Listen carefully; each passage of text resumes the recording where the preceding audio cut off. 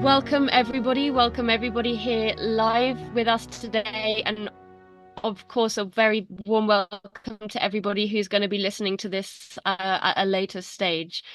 Um, Today is going to be a very moving presentation given by Ronnie. It's a real pleasure to have you here. We've worked together on a couple of different projects, and I know that our preparation, especially your preparation for this, has been, well, in a way it's been a lifetime. In a way it's been longer than your own lifetime. I'm going to read a little bit of a bio about Ronnie to give a little bit of an introduction, and then invite Ronnie to kind of take over with his presentation, and then afterwards we'll have a discussion.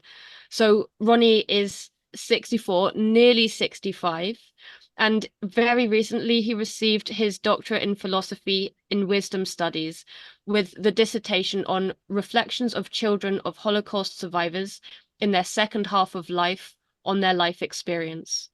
For Ronnie, it was the culmination of years of interest and exploration in his life, informed by the story of his father, who survived the massacres, labor camp, and partisans in Belarus during the Shoah. Ronnie was born and raised in the US, lived for 5 formative years in East Asia in his 20s, where he trained in Asian martial arts and philosophies, and has made Israel his home for over the last 3 decades.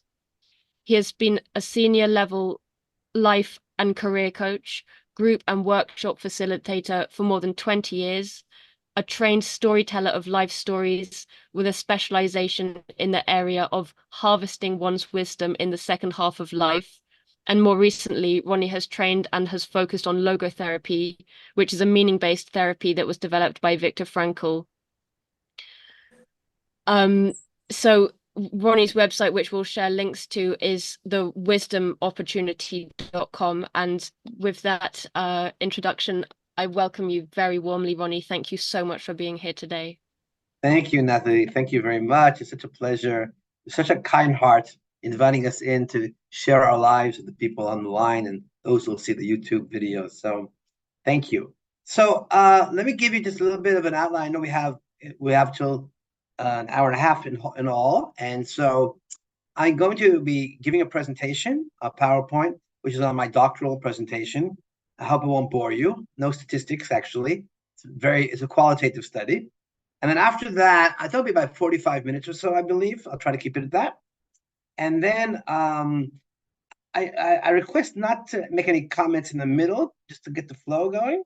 And then after that, I want to show a 10-minute video, a very moving video of my father's testimony at the mass grave where his family and town were massacred in Belarus. And then after that, we'll be able to have a conversation. It's not always easy to talk after that, but I'm sure we'll be able to move into it. So that's the plan for today, and I hope it's okay. And let's get going. So I'll share my screen. So I called this presentation Reflecting Back and Looking Forward. And I want to say a couple of words about how I got to this presentation, this doctoral research. So it's called, the topic that I researched was reflections of children of Holocaust survivors in the second half of life on their life experience. Now, every word here is very important. And basically, I found myself in the year 2020, when there was pandemic going all over, and many of us were at home, and I was trying to figure out at 61 of those days what I was going to do with my life, because a lot of my clients disappeared, and I'd already kind of recharged my life coaching practice to be more about meaning, moving into the second half of life. When I said to myself, what do I want to do? What do I want to really do now? It was a big project. I said, I want to do a doctorate, but I want to research something really close to me. So because I'm a second generation, this topic that I was thinking about is very close to my heart. I wanted to study people, not just myself, but people like myself. That's how I got to this topic here. When I'm looking at this quote here from Jung, I think what's very important here is the second half of life. The second generation was very well studied in the 1970s, 80s, and 90s. But somewhere along the line, people lost interest. I'll tell you about that later. I think what's very interesting, because I'm also involved with second half of life type of things, harvesting your wisdom. I find that when people reach a certain age, they start to reflect back on their lives and they understand very, very seminal processes in their life differently. I want to start by saying, we talk about second generation, let's talk about the first generation, the survivors, those who survived the Nazi onslaught, the massacres, terrible Holocaust of 12 years. They did a tremendous, tremendous life journey that I don't think has been well recognized, from coming from where they were coming to and to be able to put together a life again. I want to honor them. The most important part of what they did, and if you ask survivors around the world, is they created new families. And that is always the biggest pride for so many of them. Most survivors who survived, mostly from Eastern Europe, they immigrated to Israel, or it was before it was called Palestine, and the US. And so this journey of mine into second generation was also a journey into myself. And I went to a university which allowed me to do a non-standard approach to actually talk about my own journey as I reflected on the 233 pages of other people's journeys. So that was also very important for me. A few words of generalizations here. Not all survivors are the same. And there's huge diversity, not only in the survivor generation, but also in the second generation. The word Holocaust, or Shoah in Hebrew, has changed over the years. It used to be, for many years, people were not happy to say they were Holocaust descendants. It's become different as time has gone on here. As I mentioned, most of the survivors ended up going to Israel and to the US. So in my study, I tried to get a wide rate range. So the younger second generations are around 50, and the older are coming up on 80 now. I tried to get them also in Israel, where I live, and also around the world. I was really privileged to have 11 countries represented, which is quite an effort. And half of these people had two parents who were survivors, and about half had one. The questions that I asked, and these are the most important questions. What does it mean to you to be a second generation in the second half of life? I was trying to see how do they reflect on their lives. And how does your reflection on this identity impact the way you see how you developed in life? Now you're looking back at it, and sometimes you're about 6 years, 7 years away. And finally, how does your legacy, what do you see as your legacy that you're passing on, and what have you received to pass on as well? There were many themes, 15 themes. You can have a look there on the screen, if you're able to see the screen. I won't talk about all of them here, but I try to take them through the entire life cycle to see how did the Holocaust influence you. And I think one of the more important ones is the last one about legacy. I'll talk about that more in this presentation here. So when did it all begin? People didn't talk about second generation Holocaust survivors for over 20 years after the Holocaust. In fact, they didn't even talk about Holocaust survivors. Just a Vancouver psychiatrist noticed in 1966 that many of the people who were coming into his clinic actually were children of Holocaust survivors. So he wanted to check that out to see what was that all about. And he began to study the second generation, and only in the 60s did people begin to study Holocaust survivors as well. The awareness of being a second generation came later. An epic book by Helen Epstein, she was a second generation in America, and she went on a journey to say, I want to figure out what it's like to be second generation in other countries. What she found were many similarities. So how is it growing up with survivor parents? Again, great variability. You're not going to find two people with the same kind of experience because their parents had different experience and they had different paths. And I won't go into too much because a lot of what went on before the Holocaust influenced how people survived during and how they were after. On the whole, though, the immigrants had a tough time.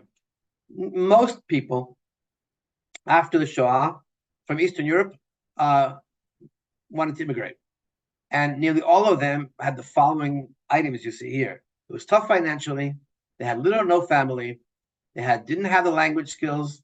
Many of them had their education interrupted in the middle of the war. There were stigmas about being from the Holocaust. And by the way, since Natalie is a psychologist, and maybe others are here as well, mental health was really non-existent support. And the mental health that was existent, it was psychodynamic, which had very little to do with trauma. So these people were on their own. Behind closed doors, there was a whole different story going on there. I mean, outside, the kids sounded happy like anybody else, but inside the homes, there were lots of mismatched parents. Parents got married, survivors married very quickly after the war. They wanted to get going with their lives. So, like my aunt, for example, she got married 10 days after she met someone in a displaced persons camp. The idea was you meet someone, you begin a new family. This is part of a Jewish, I would say, a theme that you have to keep the traditions. The feeling that my parents are different, but they didn't know how to put their finger on it. And we do know now that whether or not those parents had PTSD is very important in how the children develop. However, we know PTSD wasn't termed until 1980. And so the effects of PTSD, as you see, anger and depression and nightmares, when looking back at things, we'll say, well, those families where the parents had PTSD, they're the ones who probably influenced their children in a most extreme manner. And Amcha in Israel, an organization that studied Holocaust survivors, they estimate retroactively about 50% of all survivors had suffered some PTSD. We don't know for sure. But what's more interesting is that 15 to 25% were chronically traumatized. And yet, on the whole, these survivors did a tremendous job to come back to life. When I asked my cohort what was it like, well, there were different kinds of emotional highlights, I call here. I'll touch on them here because it was interesting to look back at their lives. First of all, I struggled at home. Many of them struggled at home. I won't, by the way, I have many quotes here. I like quotes. I will just quote some of them because it's too wordy, but you can have a look on the screen. For example, Alice, all these are not real names. She talked about her mother being very, very cruel and, probably she had bipolar disease and all she remembers was fear, a lot of fear in her home. She definitely remembered the trauma and received the trauma. Yaakov in Israel talked about his mother didn't say anything about the Holocaust. But suddenly in the 70s, when they talked about terrorist attacks on the north, his mother suddenly fell apart. He didn't know why. And obviously now we know it was a trigger that she held within her. Rena, her father was a rock of ages. They could also be very frightening. She'd say he could be so scary. I was scared to death of him. He would blow and shake his hands. Rena says in retrospect, she thinks her father was one who identified with the aggressor. Harris is very interesting, also a psychotherapist in Canada. He had both parents who were survivors. He says, my father was terribly impacted. And I'm reading on the bottom here. He would disassociate at home. He would he remembers, and stare into space, smoking a cigarette, and he was gone mentally. And this happened very often. And his mother also smoked, he said, but she was different. She could not express emotion. So I don't remember as a child being hugged or kissed. And definitely Harris talked about feeling traumatic effects of the Holocaust. There was a lot of sleeplessness, a lot of chronic sleep deprivation, lots of pills there. Mala talked about her mother saying, I'm afraid to fall asleep. When I fall asleep, that's when Auschwitz comes back. Nick was in Chicago. Remember, his father would seethe with anger, but could always put a lid on it. And Eric remembers his father could suddenly, his temper was like a stick of dynamite. Everybody talked about food. You had to eat everything on your plate, and the pantry was full of food. And food was something that obviously many people made a big deal about because they didn't have it during the Holocaust, or had very little of it. Some people said, because of my mother's obsession with food, I have a weight problem my whole life. It really invites the consideration What is the connection between food and emotional unavailability? The unavailability part is interesting. So Paula said, my mother, she couldn't get close to me. She lost so many people in her life. I just couldn't manage. And Yossi, who was in Israel, he grew up, he says, I always thought, how is it that my parents never held me or never kissed me? I mean, is that normal? I didn't know it was normal. The same thing Natalie said, a woman in kibbutz, and Ilona from Australia. She said, I never hardly remember that my father said he loved me or anything. And Bina had two survivor parents in New York. And she said, well, my mother suffered greatly, but she was able to overcome everything, the memories and the warmth. My father, he couldn't do it. He just couldn't manage to show emotion. She said, I tried to kiss him as a little child, and his lips would pucker up. She remembers this. She's now in her mid-70s. Rina and Yafit remember being suffocated by their father. They couldn't go anywhere because they were afraid to lose the kids. Susan talked about the parents hovering everywhere, anxiety of losing their parents. On the other hand, there was Jill and Mala. Remember the parents being very free and liberal. So we can't generalize here. Rena was once asked, will you kiss your father? She says, I can't kiss my father. He's in the 90s. I mean, but I wouldn't even know how to do so. But so it's really true that some parents had hardening of their emotions, probably because of what they went through.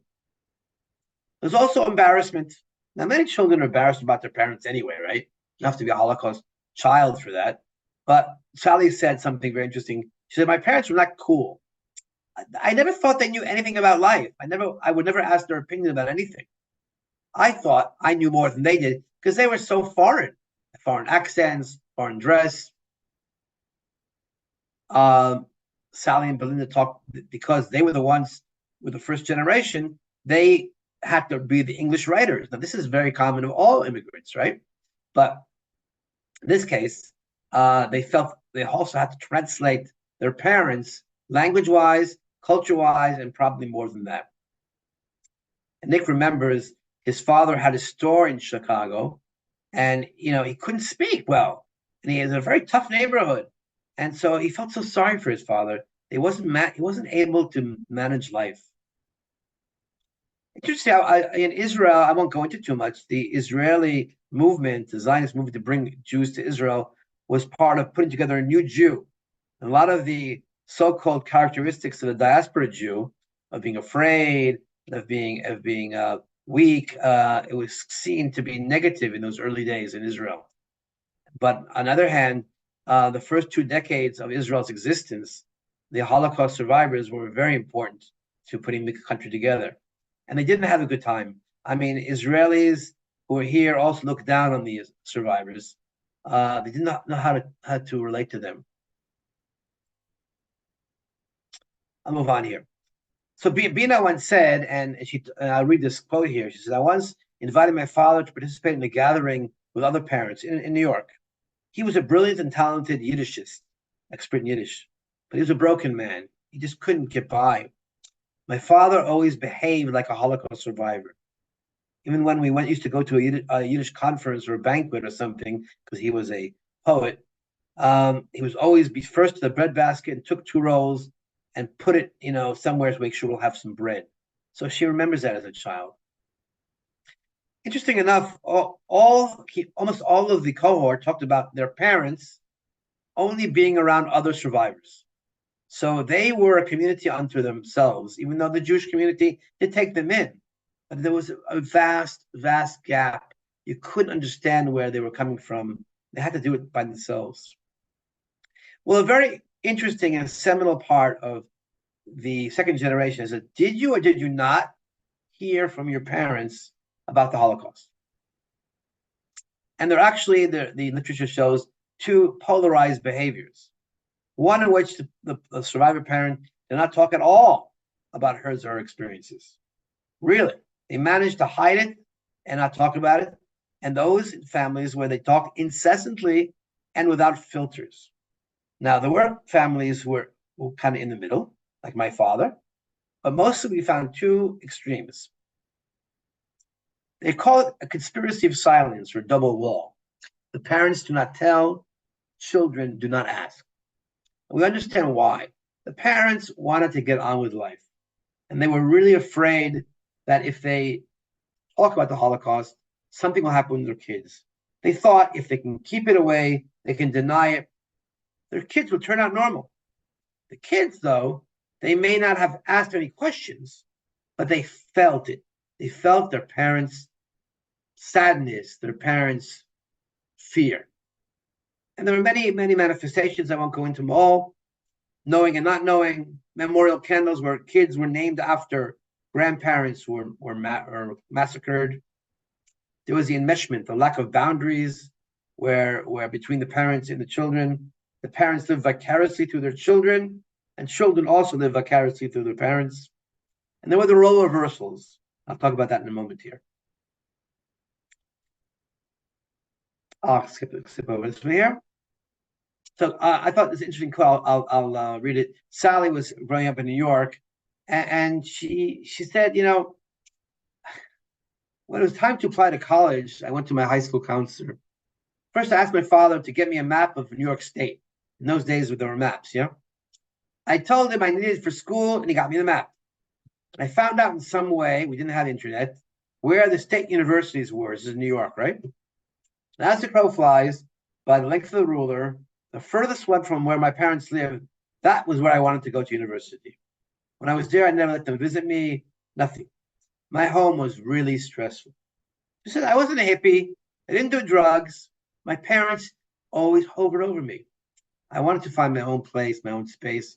I wanted to find out who I was, regardless of who they were, or who they thought I was. The role reversal is when the child becomes a parent. It happens quite often when the parents are seen as being weak. The children unconsciously could feel the struggle of the parents, and they tended to put the needs of the parents before their own.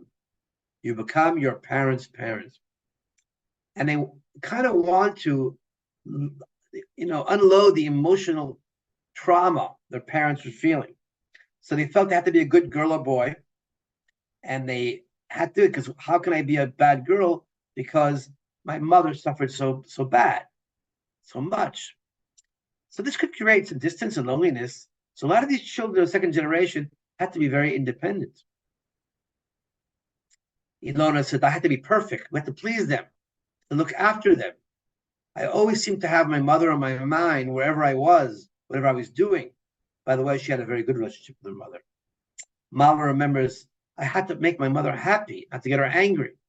My father sometimes would collude with me to hide things from my mother because we were afraid she'd go into depression. She had suffered greatly in Auschwitz.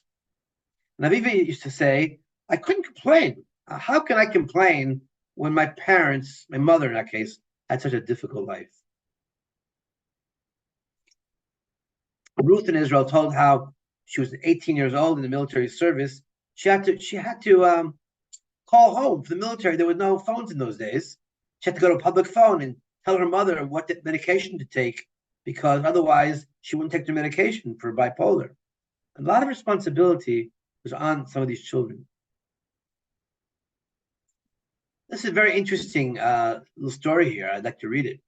So Rena in Israel said, when I was already grown up, at the age of 21, the first Gulf War, 1991, the year I got married, I was still living at home. Missiles fired in Israel from Iraq, and then it was new. Now it's not new, unfortunately. One of them fell near where we lived, causing extensive shattering of our house. I remember instinctively jumping on my father so my body would protect him from the flying glass.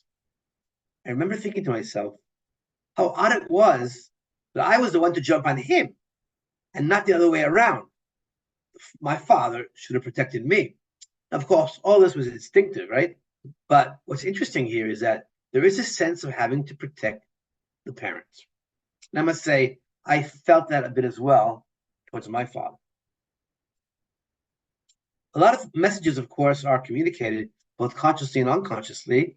And I asked the cohort, what messages did your parents send to you?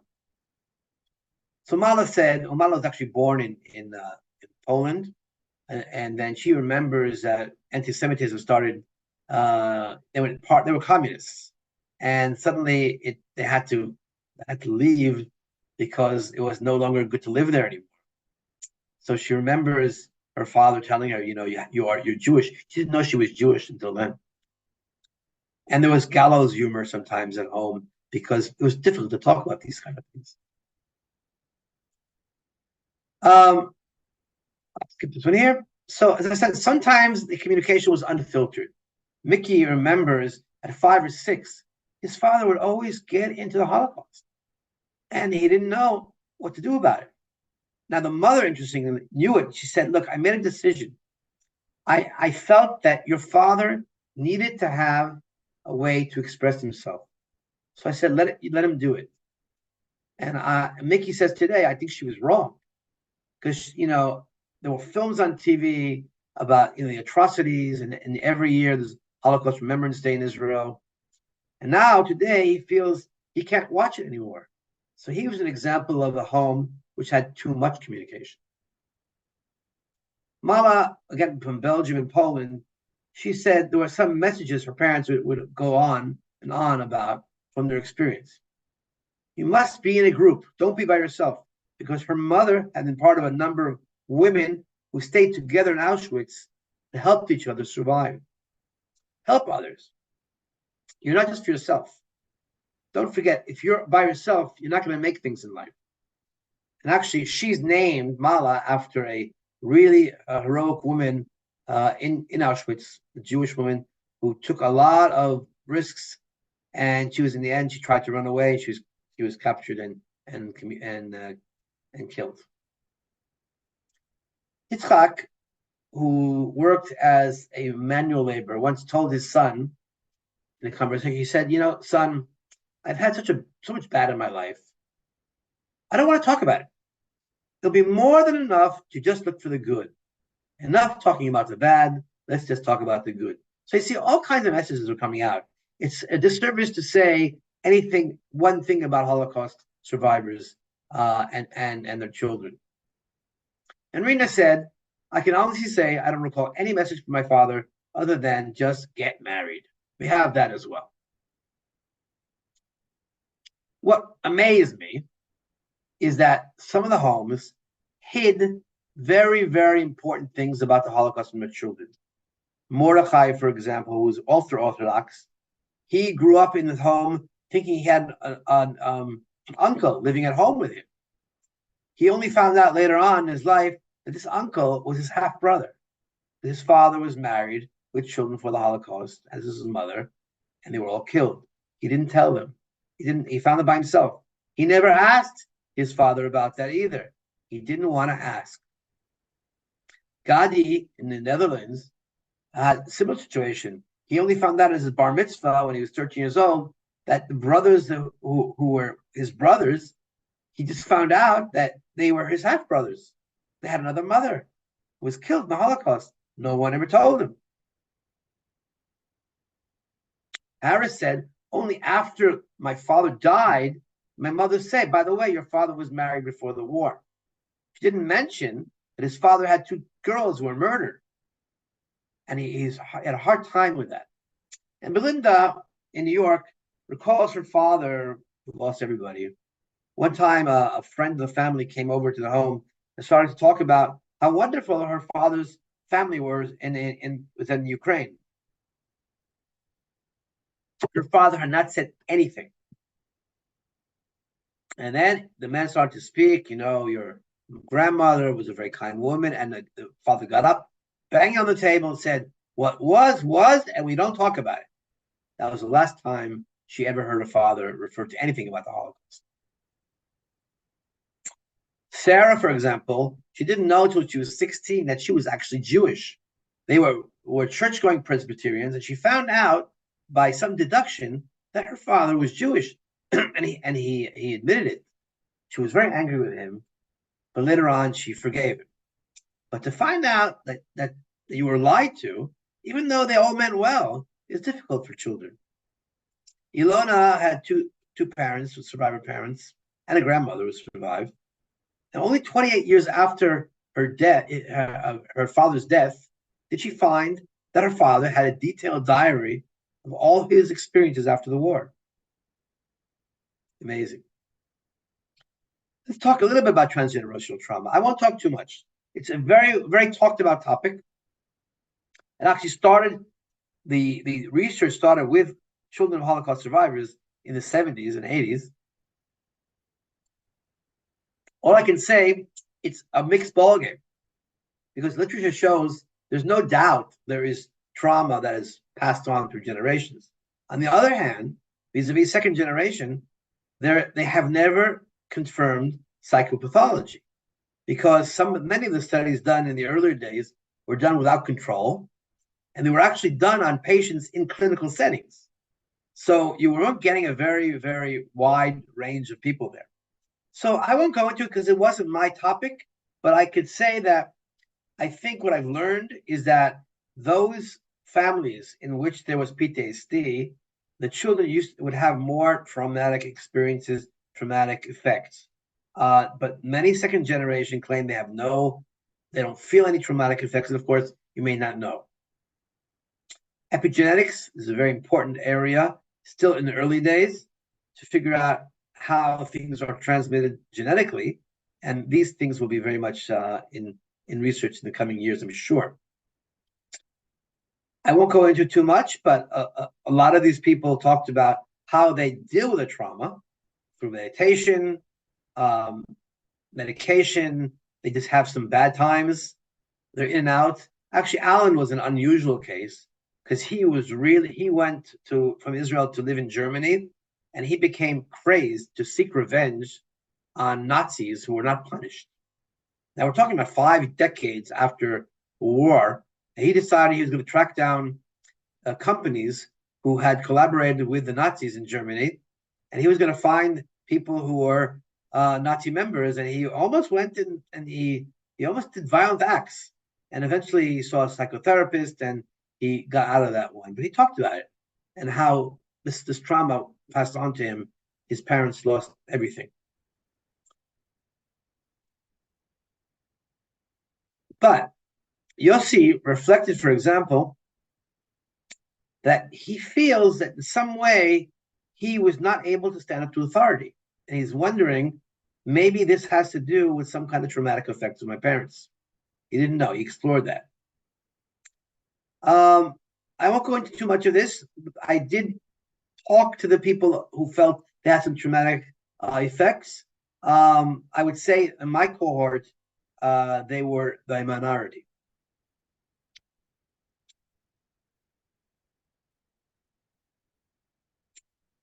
I want to go on here and say that now there's the other side of the coin. There is second generation resilience. Now, this was not very well known in the earlier days. Most of the later studies show there is second generational trauma. In some, they find usually in some of those who have trauma, they have peaks, certain situations, like for example during COVID, they show, but they also find that there are many resilient traits in second generation. For example, the ability to prepare for disaster, to appreciate priorities of life, to delay gratification, to have empathy.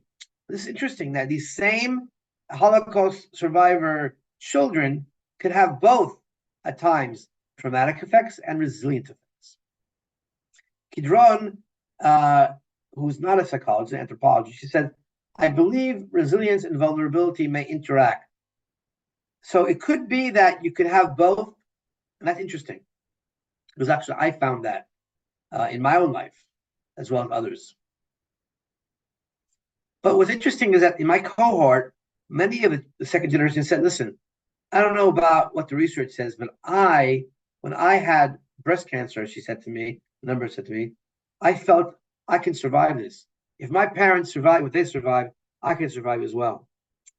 A parent's story, which had a lot of tragedy in it, also had courage and determination. And they said, I learned from my parents. Another type of resilience. What about post-traumatic growth?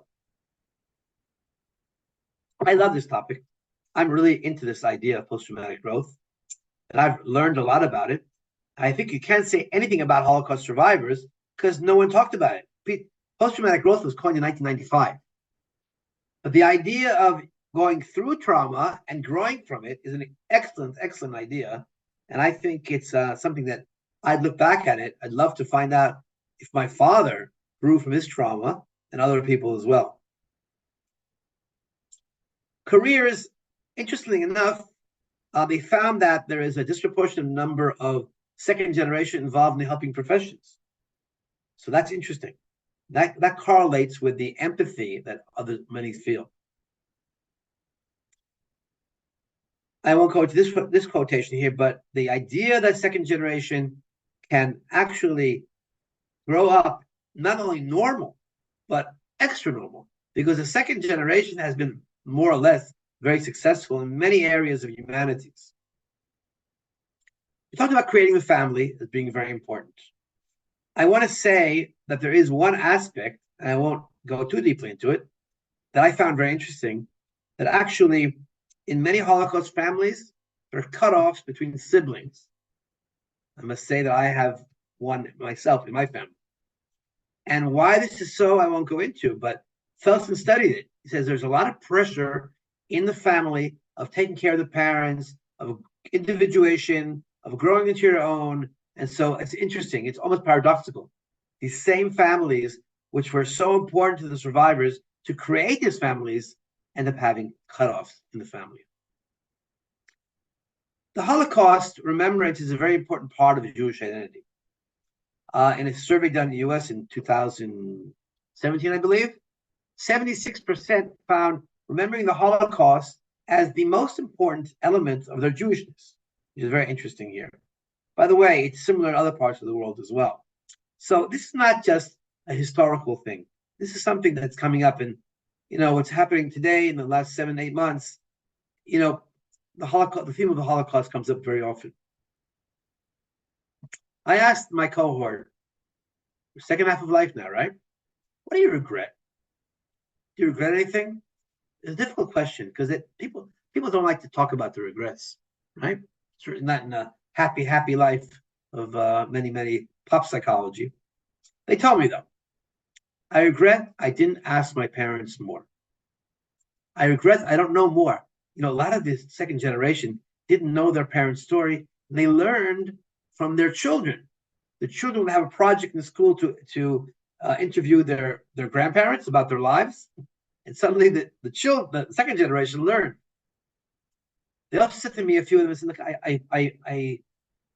I wish I had appreciated my parents more. I didn't have enough compassion for them. I was a kid. I was trying to get into my own stuff. I didn't realize that they're hovering, their pressure, their fear. It was because of what they suffered. It wasn't to do with me." And I also, they would tell me, some of them, I wish I documented them earlier in life. I want to talk about legacy. This is a very important part for me. Passing on the legacy. So, in a very real way, legacy cuts to the heart of what it means being a second generation. Because we were not in the Shoah, second generation, but we live with a person who was there. So in the end, we are the kind of a corridor, sometimes called the hinge generation, which translates the legacy of our parents through us into the next generation. Now, this is a very difficult task. Think about it. Because many of the second generation, they don't know the story, or they know bits and pieces of it. And they have to also pass it on. So there's lots of unconscious stuff going on here and late learning. Complex. I heard feelings of uncertainty, fear and pressure, some guilt, some regret, but I also heard a tremendous amount of motivation, a tremendous amount of inspiration. I am responsible for passing it on. Eva Hoffman wrote about this. She called it the hinge generation. So I asked them, what are you transmitting in your family legacy? Because what does that mean exactly? And I had a very interesting discussion with every one of these people in the cohort. First of all, I can say these second generation are unbelievable on the whole in how they go ahead and commemorate and document. I see them lecturing, in synagogues, in schools, talks like this, for example. They're leading nonprofits. They're teaching in schools. They're volunteering. They're also documenting videos and books and dissertations like me, right? They actually go to the sites of the Holocaust where it happened with their children. I'll talk about that in a second. So there's a lot of dedication to passing it on. By the way, this has come later in life. In the earlier years, it wasn't so much. In Israel, there's a program called Zikaron Basalon, which means memory in the living room, where second generation tell the story of their parents. And these people here, they say when the week of Holocaust commemoration comes about, I'm running from place to place. I become a movie star. Suddenly everyone wants to hear something. So here it is interesting. These children who once didn't know anything, who once were maybe embarrassed, now are passing it on very positively and a very great extent. Dudi was a guide for groups going to Poland, where the concentration camps were. He says, I really feel a lot of the second generation don't know. It's a great loss. And I'm also seeing more third and fourth generation. They don't know much about the Holocaust. And we're talking about Israeli children who probably know more than the rest of the world. Gertrude is a German Jew living in Germany. She says the younger generation of Germans really don't know enough. In fact, I'm afraid they don't even know about Jews, and I'm afraid that the anti-Semitism is beneath the surface. This is before October 7th. Eric says something very interesting. He says, I do legacy by doing family research. Because in my mind, it gives meaning to my parents' lives. They survive. Otherwise, they become stereotypical images. And Harris took a very universal view. He says, I want to talk about justice, not just for Jews, for everybody. And my parents didn't have justice, so I have to stand up for injustice wherever they are. There is in the Jewish tradition called Zachor, remember. Remembrance is very, very seminal in Jewish tradition, in every kind of ceremony here. Some see it as mostly the Jewish legacy, and some see it also as a universal legacy. And Haredi, Mordechai, who is an ultra-Orthodox Jew, to be honest, he doesn't care too much about the Holocaust. He cares about God. I want to do God's work in the world. And I don't care how much we know about the Holocaust, how much we pass about the Holocaust. We do the commandments. He's got a different point of view. So I found in my research 4 types of legacies. There's a family legacy, the story. Then there is a legacy of the Jewish people. Very important for Jews to remember the Holocaust, to make sure they commemorate the Holocaust. And this has been very simple. We saw that as one of the major parameters of identity. Then there is a universal legacy for the human society, which is taught mostly in America, Holocaust education. To learn about the Holocaust, not just Jews. We learn about what man can do to man, society can do, how to prevent prejudice and humanization. And the final one is, I think, my finding, I'd like to say in some honesty, that I find an existential, transpersonal journey in search of legacy for many second generation. And this is my real emotional finding for myself, at least. I'll talk my personal story. So my father's on the left-hand side here. You'll see him in the film, certainly. This is right after the war. He's very, very thin here. My aunt is in the middle. She's wearing a kerchief because she lost most of her hair to typhus during the war. That's her cousin there. My father, you'll see, was born in a small town called Jetl or Jatlava. And in the picture on the right hand, about half of the people were murdered during the Holocaust. And I knew about this story from the time I was very young. It was something that in my family was not hidden, was not talked about too much either. I grew up in America. You'll see more of this in the film. So in August 2023, I decided as part of my dissertation, I'd go to Belarus. Not easy to get there these days, yes? But I did it. there was no tourists there. And I took a bus from Vilnius into Belarus. And I was able to live with a very, very lovely elderly couple there. And I wanted to write my last chapter of my dissertation there. And these are the people who housed me. They were so interested. They lived in Jetel, the town of Jetel, their whole life, but they were born after the war. They didn't really know what was in this town. The town was 75% Jewish. Today, there are 4 Jews. That's the town. I walked around. I felt suddenly an amazing experience. That here I was after my family was decimated completely. Only my father and his sister survived. I was once again living for 5 days in this town, walking in the morning, walking around, smelling the smells, and kind of imagining what was it like here for generation of Jews. That's where my father's house used to be. It's no longer there. It's a building there today. I did a little ritual for myself. I took my father's some sand from my father's grave in Israel. I brought it onto the mass grave in Jetel, and I was there, and I lived in a little house with these people, 200 meters away from where my grandparents and parents and uncles, my father grew up, and 200 meters in the other direction where my grandparents, uncle and aunt were massacred with 2,500 Jews.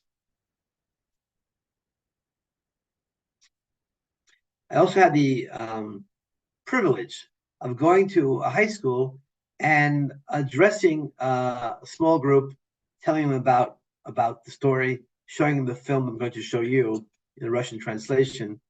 And it was a sense of these people, they're 15. And so they had no idea, they have an idea. They never met anybody who had any connection to the Jews who used to live there. To me, it was a sense of mission and I was very emotional there. So Viktor Frankl, obviously you know, Man's Search for Meaning. He talked about search for meaning. I'm talking about the existential search for meaning in second generation. This is what I found. My hypothesis, you may say, the survivors themselves were busy surviving, for the most part. Their children inherit their trauma in some ways, their resilience in some ways, but they can also reflect. Not everybody knows how to reflect. And when you are older and removed from the experience, you're able to look back and to reflect. Now, you're not reflecting on their experience because you weren't there. But suddenly the ability to reflect in the second half of life is interesting. Because the legacy we have as second generation is that which we receive from our parents and our own. Kidron found that actually many descendants have diverse forms of engagement, which means second generation are talking to their grandparents, are seeing their grandparents, are feeling their grandparents. It's spiritual. I mean, I wouldn't say this is mainstream psychology, but definitely transpersonal psychology. And many of the second generation says, well, if I bear the name of my grandfather who was murdered, I don't see it as a burden as I used to see it. I see it as empowering. That's because, in my opinion, time has passed. So I ask you, and ask them, ask myself, what is driving these people forward?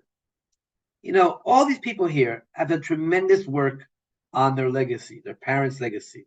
Larry and Bina preserved the Yiddish language. Yiddish language is a language that's not used anymore. It was the language of Eastern Europe. They're trying to teach it now. These people are writing books. They have movies and plays. I'm saying they're doing okay. What is driving them? Why are they doing it? Why are they doing something to preserve 80 years ago? And I say to myself, it's something they don't understand themselves in many cases. Because I feel the children of the colossal rupture in continuity of life, second generation, are children of people who rose from the ashes, but they kept it inside. Those children were children of people who couldn't speak to them, but they felt they were given birth. They were a new life, not just a new generation, a new life. And the feeling of being born as type of a miracle, because If my father wasn't saved, I wouldn't be here. So there's a sense of having to be a steward of the past, but also a catalyst for the future. That's the existential search for meaning. Why am I here? What am I supposed to do here? I want to talk very briefly about a concept I shared with Natalie. I'm calling it existential retreat. I would like to take people, I have an idea how to do it, for retreats, to engage with stories of the Holocaust. It doesn't have to just be Holocaust. In my case, it's going to be a Holocaust. And ask them, don't just learn history, engage with the questions they ask of how they maintain hope, how they made choices, how they took responsibility. And I have in mind a 3 to 7 day retreat. I won't go into it right now. I'd love to do it in Belarus because that's where there are many sites there, but I just don't know if you can do that for point of view of travel now. There's a story of the Belsky partisans, a Jewish group of partisans who defied going to ghettos. They ran into the forest. They built up their own way of resisting the Nazis with no weapons. They managed to save 1,200. It's an amazing story we can learn from. Another story of the Novogród labor camp where Jews dug a tunnel with their hands under the noses of the Nazis and the collaborators and managed to escape. And one stormy night, about more than half of them managed to survive, and they went to the Belsky partisans to fight Nazis. Both these stories of the Belsky partisans and Novogród labor camp escape, my family. My aunt went through the tunnel. My father was in this labor camp. He ran away earlier. My aunt was in these Belsky partisans. My father was in another partisans. These stories are not just my personal stories. They're stories that are not very well known. I believe that by taking people and asking them to interact with the information and ask themselves, what does it say about me? It can be a very powerful existential experience. So in wrapping up here, I call it reflecting back, looking forward. I hope you got the idea why I did that. But I want to finish this presentation quoting Dr. Leon Chamides, who was a small child, son of a rabbi in Poland during the war. He survived. His parents were murdered in a monastery. He went over to America and he became a very well-known cardiologist. And he once said, he's still alive, said the following. I quote, if you are a survivor at some point, you're going to have to ask yourself, why did I survive? And that puts a sort of burden to accomplish something with your life. Because you've got to, number one, deserve to have survived. And number two, live life for those who didn't. Wow. So I said to myself, in the Jewish Haggadah, every year Passover, there is this very, very seminal sentence that rings out to all Jews.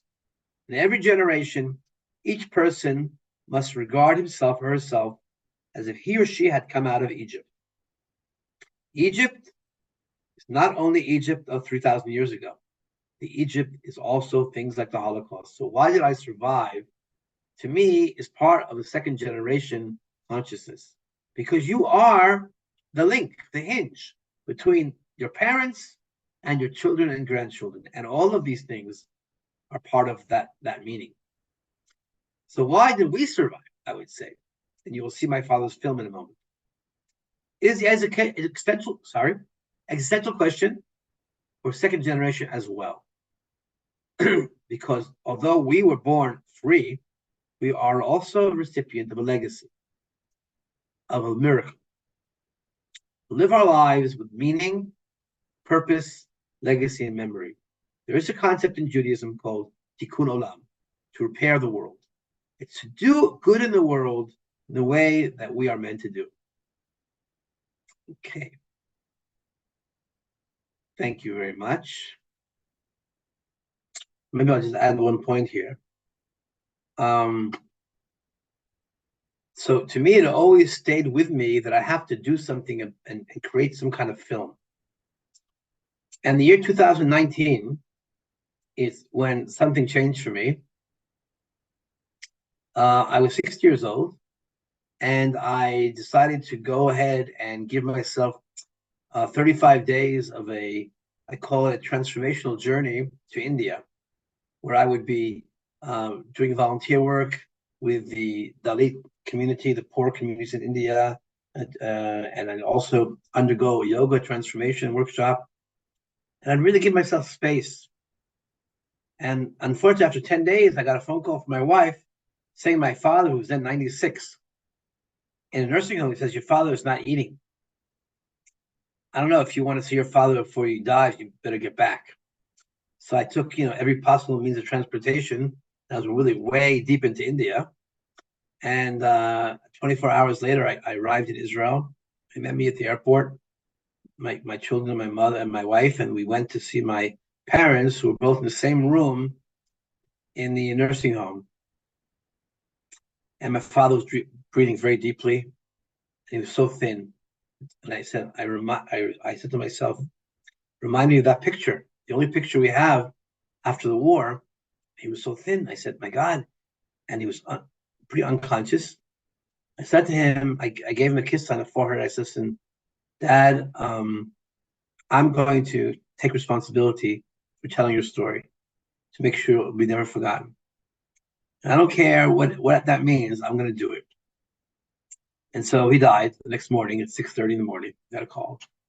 And I was on to the film within a few months. And I created the film, and I said to myself, wait a second, this is so personal. I mean, first of all, I didn't get his permission to create a film. I'm not even sure how he would feel about talking such an intimate moment I caught him at. Who am I to decide for him? And I didn't want to show it. And I said to myself, but I have to show it. I mean, how else am I going to be able to transmit the story? So I went through many processes, and today I am showing it, but I'm showing it selectively. So as I said to you, I don't put it on YouTube. I send it to people who are interested in watching it. Because I always wondered to myself, is this a personal story, or is it a human story, or is it both? And so I guess I'm still going through that process. Ronnie, it's interesting that you said, is it a personal story or is it a human story? Because that's exactly what I was going to say. I don't know how I was exactly going to word it, but there's something about the way that you tell this story, the wider story of your research, and of course your father's story too, that honors the personal story whilst capturing the reality that so many people will have lived and are living in homes with parents who have experienced such trauma, and the fact that there are these often very nuanced, complex, subtle ways that trauma shows up within the family home. I wrote something that you'd written, that within that environment we're living with the memory, the pain, the life and the death energy in the household. And I mean, just the way that you capture that, it translates, I'm sure, to so many different people, so in so many different situations. But to actually be able to invite people to question and recognize that for themselves, what is the atmosphere in the home that I'm being exposed to? And so I think you do this really beautiful job of honoring the personal stories whilst also extending, that kind of compassion and understanding and depth to everybody. When I started my doctoral research, I wrote in my proposal that I would do between 6 and 12 interviews. And I said to my advisor, I said, are you crazy? I mean, I love this stuff. I can do 500. I love listening to people's stories. He said, yeah, but you'll never get your work done. I said, okay, but I'm not going to do just 12. And I know I gave a lot of information here, and I don't know to what degree, I mean, you were connected to it or not. But I want to say one thing. To me, it's very important here. I know I'm very pleased to do this on the existential offerings of Natalie Fraser, because I've seen many of your interviews, Natalie. And of course, the word existential has interpreted in many different ways. That's also part of your approach, I think. So I want to tell you what my approach is. My approach is that this is the ultimate in existential living. For me, the fact that in the pits, my grandmother took my father's arm and pushed it up, and he didn't want to do that. And that changed the whole conjecture of his life and my life, my children's life. Had it not been for that act of, I don't know what you call it. Is it bravery? Is it instinct? Is it intelligence? Is it female intuition? Whatever it is. That moment is so deep inside of me. And to me, it means that you never know when you're not going to be here anymore. And you never know why you're here. So to me, the existential search of my life is seminal to what I do every day. But I'm not alone. And it's what I found in my research. There are lots of those out there. Maybe they don't use the same words as I use. You know, those fancy word existential. Not everyone knows what, you can't even pronounce it. But they live it. I mean, once one person said to me in the interview, she said, you know what? Now you say it, you know, we're all miracles, aren't we? I mean, I grew up in Israel. The whole neighborhood, when I grew up, were children of survivors. We never talked about it. It was considered something, you know, passé or not taboo. But you think about it, every one of those kids I played in the neighborhood, they were miracles because they may not have been here. So how do you feel when you know you're a miracle? So that the final quotation I have of Dr. Kamite is, on the one hand, you feel that you have to live your life with meaning because others couldn't do it. And you are it, you know? And you could see it as a burden. You could see it as an opportunity. And you can see it as a blessing. So that's the existential part that I connect to the most.